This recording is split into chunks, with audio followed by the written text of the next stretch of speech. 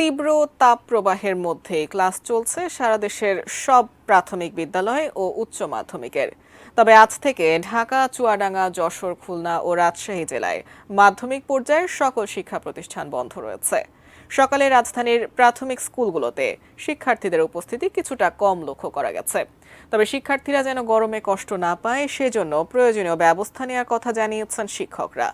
এদিকে রোববার সন্ধ্যায় শিক্ষা মন্ত্রণালয়ের এক সংবাদ বিজ্ঞপ্তিতে জানানো হয়, তাপপ্রবাহের কারণে 5 জেলায় মাধ্যমিকের শ্রেণী কার্যক্রম বন্ধ থাকবে। তবে যে সকল শিক্ষা প্রতিষ্ঠানে শীতাতপ নিয়ন্ত্রণ ব্যবস্থা আছে, সংশ্লিষ্ট কর্তৃপক্ষ চাইলে সেগুলো খোলা রাখতে পারেন। এর আগে শিক্ষামন্ত্রী মন্তব্য করেন, দেশের কয়েকটি জেলায় তাপপ্রবাহের কারণে সারা দেশে শিক্ষা প্রতিষ্ঠান বন্ধ রাখা যুক্তিযুক্ত নয়।